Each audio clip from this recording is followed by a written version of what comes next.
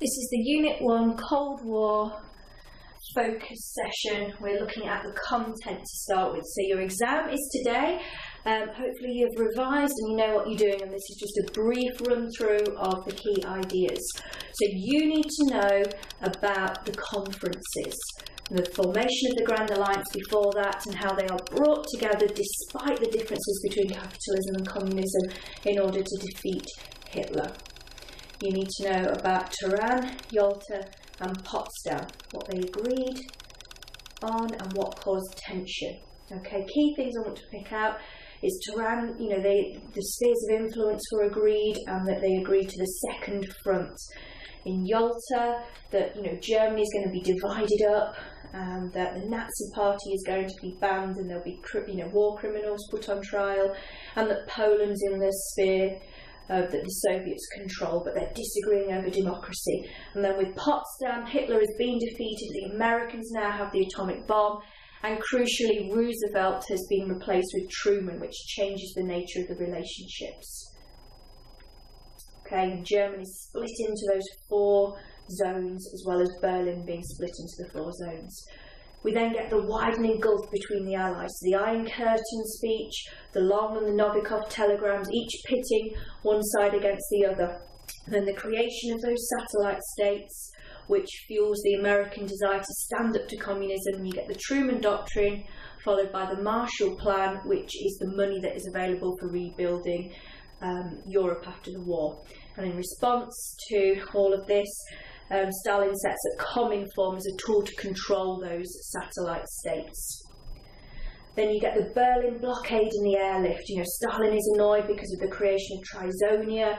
They're introducing a new currency, and they seem to be setting up an independent country with a new constitution. Stalin was under the assumption that Germany was supposed to be reunified, and he feels ignored. So in response, he sets up a military blockade, closes down the canals, the railways and the roads, and his aim is to cut off Western Berlin to prove that a divided Germany won't work. But probably as well, he'd quite like to see the Allies out of Berlin. The British and the Americans respond with the airlift supplying West Berlin by plane. And it's clear that they will just keep going. So Stalin has to back down. Before the end of the airlift, NATO is created, a formal military alliance which is pitting communism against capitalism, and then West Germany and East Germany are created, confirming those divisions. Okay, Stalin then creates Comecon, which is the Russian answer to the Marshall Aid money, which the satellite states were not allowed to have. The USSR catches up and tests the ordinary atomic bomb, and then by the early 1950s both countries have the hydrogen bomb. But the arms race is keeping the peace because neither side wants to risk war. And in response to NATO in 1955, the Warsaw Pact is created. Now Stalin dies in 1953, and there is an expectation that there's going to be a change in approach. Khrushchev delivers his secret speech, and one of the first consequences is the Hungarian uprising. So Hungary under Stalin, was very, very difficult. They've given up land, poor economic conditions. Khrushchev's secret speech seems to suggest there's going to be big changes. Rákosi, this hated dictator, is removed, but there's big demonstrations on the streets. Nothing seems to have changed really. There's bad harvest, lack of fuel and bread, and they want changes. They want censorship removed. They want the control the secret police have to go. Naj is appointed. The Red Army is withdrawn, and it seems like they're getting somewhere. Naj ends with the one-party state, introduces freedom of the press. The Americans seem to be encouraging the Hungarians to fight back. And crucially, Naj says that Hungary would leave the Warsaw Pact. It was only created the year before, and this threatens the entire Soviet bloc. So the reaction from Khrushchev is that he sends in 200,000 Soviet troops and basically invades with at least 1,000 tanks in support of a pro-Soviet politician called Kadar. Naj is eventually executed, and the message going out there is to the satellite states, don't try this, and the Americans haven't really helped. The next crisis is over Berlin. This is 1958 to 61. They have got to solve the problem of the number of refugees. There's nearly 3 million have left, highly skilled people. They've got to solve this problem. There's a series of meetings that take place. Khrushchev has issued his 6-month ultimatum, basically that Berlin belongs to East Germany and the American soldiers have to get out. These meetings: Geneva, Camp David, Paris, which is a disaster due to the spy plane being shot down, and then Vienna, where Khrushchev expects to take advantage of Kennedy but can't. And in response, Kennedy announces huge increases in defence spending. The Soviets know the US have got 20 times as many nuclear weapons, so they build a wall. It stops the refugee crisis, and Khrushchev appears strong, and this war becomes a symbol of division. The next crisis is the Cuban Missiles Crisis. Okay, the Soviets know the Americans have got more nuclear weapons that they can target more accurately on the USSR, but the USSR have put Sputnik 1 in space and landed a spacecraft on the moon. Now, Cuba comes into this because it's 90 miles from America. Castro takes over, nationalises the American businesses. There's the sugar boycott, which means that American trade with Cuba stops, and they're looking for an alternative trading partner, and Khrushchev steps up. The Bay of Pigs, the Americans try to overthrow Castro. So in response, to improve their defence, Soviet missiles are placed on Cuba. When the Americans discover this, huge problems. They impose this naval blockade, and then you get these series of letters resulting in the agreement that Khrushchev will remove those missiles if the Americans remove their missiles from Turkey. Well, the Americans removed the missiles from Turkey in secret, so it makes Khrushchev look weak and it makes Kennedy look strong. Cuban Missile Crisis is the point at which war seemed pretty likely, and a number of things happen that bring the two countries together. There's a hotline to improve communication, a limited test ban treaty that says where the nuclear weapons can be tested, essentially now only underground. Kennedy's speech suggests that they're going to work together, and the USSR catches the US in the arms race, leading to this mutually assured destruction, which creates stability in the arms race. The next big event is the Prague Spring of 1968. Very similar grievances to what happened in Hungary. The secret police are in control, the Czech economy is struggling, and Novotny is very unpopular. How do they deal with this? Well, Dubček becomes leader. He's still a communist, but he wants to introduce socialism with a human face. And he starts his programme of reform. So relaxation of press censorship, opposition political parties allowed, market socialism. He makes no attempt to leave the Warsaw Pact, and in fact he's good friends with Brezhnev. But it becomes very clear over the summer of 1968 that the Soviets cannot risk those reforms in the Prague Spring spreading to the rest of the Soviet bloc. So there's a full-scale invasion of Czechoslovakia to regain control. Dubček, doesn't allow the Czech army to fight back, but there's a lot of fighting in the streets. Dubček's forced to sign the Moscow Protocol, which says that all the reforms are going to go back to how they were, and Brezhnev announces his doctrine, which is the right for the USSR to go into any satellite state and deal with any problems that threaten the security of that bloc. The US don't get involved because they're concentrating on Vietnam. It splits communism into Euro-communism and Soviet communism, and Romania and Yugoslavia move closer to China, whereas East Germany and Poland support Brezhnev. In the 1970s, you get this period of détente, moving together, a warming of relations. So in 1967, the Outer Space Treaty, then the Nuclear Non-Proliferation Treaty, that you're not going to share nuclear weapons with other states.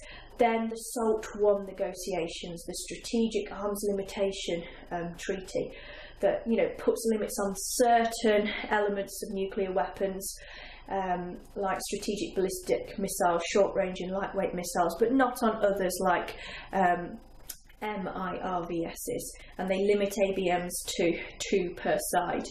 You then get the Apollo-Soyuz mission, so space is seen as a frontier of cooperation and isn't a threatening environment. You get the Helsinki agreements with, their 3 big areas. They focus on security, cooperation within, the economy, industry, science and education, and then the focus on human rights. And they're still discussing SALT II, which contains some really important agreements, when actually Afghanistan is invaded and everything changes.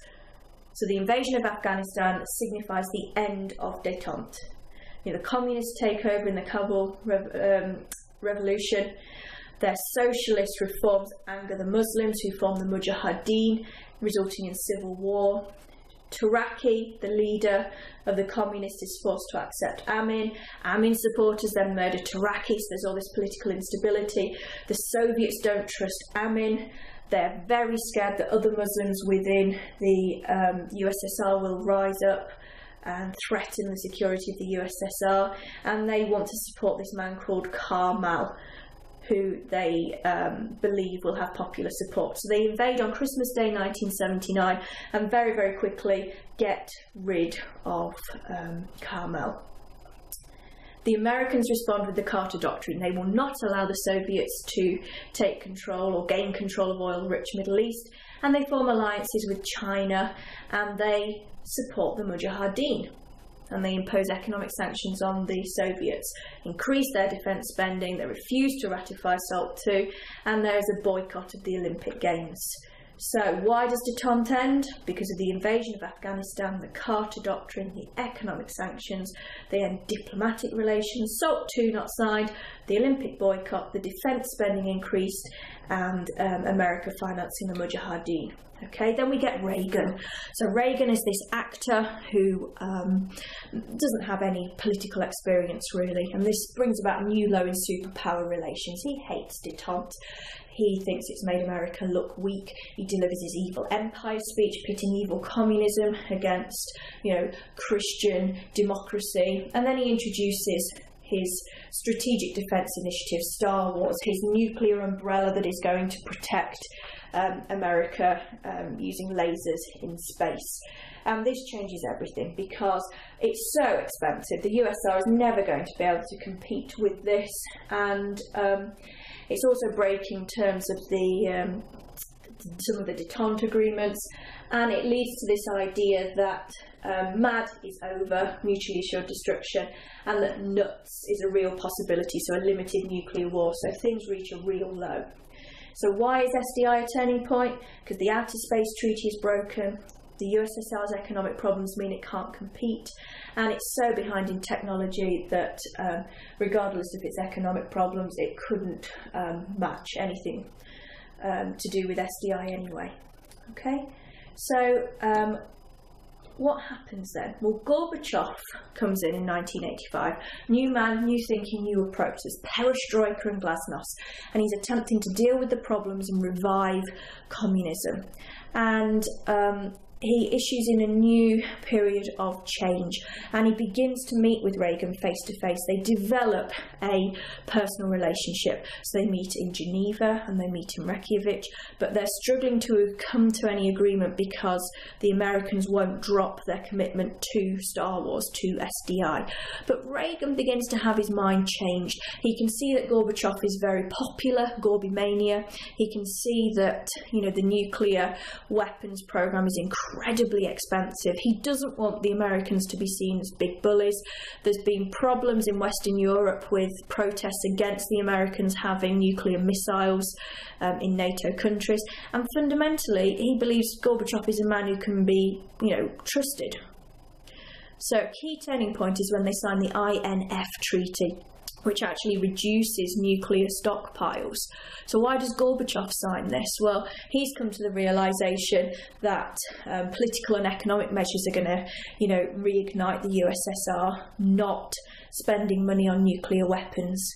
They meet again in Moscow, and this leads to Malta. This is the one where there's a new president in America, Bush attends, and they start work on other agreements like the CFE and START 1, but they announce at this one that basically the Cold War is over. They are no longer racing to to build up these huge stockpiles of nuclear weapons. The CFE agreement, Conventional Armed Forces, sets limits to non-nuclear forces, and then START 1, the Strategic Arms Reduction Treaty, reduces nuclear holdings by a third. So all these agreements throughout the 1980s are fueled by Gorbachev's personality, his commitment to perestroika and glasnost, and, you know, economic problems, meaning they don't have the money to race with each other. So it ends because the INF Treaty is signed because of ends, you know, the expense of nuclear war. Gorbachev believes that the US aren't going to invade. Disarmament is popular, and security can be achieved through political and economic measures. And then you get the collapse of the USSR. Gorbachev makes it clear that in his Sinatra doctrine that the satellite states are going to be given more freedom, and he withdraws the Soviet troops from Eastern Europe, so he doesn't have that tool to control them anymore. And they announce democratic elections. As soon as Hungary announces democratic elections, there's a mass movement of East Germans to Hungary trying to get out from behind the Iron Curtain. There's big protests in East Germany, which has maintained a very strong control over its population. They introduce greater travel freedoms. There's an element of confusion, and basically big protest by the Berlin Wall means that lots of checkpoints are opened up and people began chipping away at it, and that Berlin Wall falls and that symbol of division comes down. The next stage is the end of the Warsaw Pact. So there's no longer a military opposition to NATO. There's a final attempt in the USSR to keep the USSR in control with the Gang of Eight coup. When Gorbachev, they attempt to, you know, remove Gorbachev from power and undo the changes that he's made, but Yeltsin stops this. And what finally happens is that Gorbachev tries to negotiate a new constitution, which is rejected by the Baltic states. So in the end, Gorbachev announces the end of the USSR and resigns on the 25th of December, so Christmas Day 1991. And that is the end of the USSR, the end of the USSR as a superpower, and therefore the Cold War is over.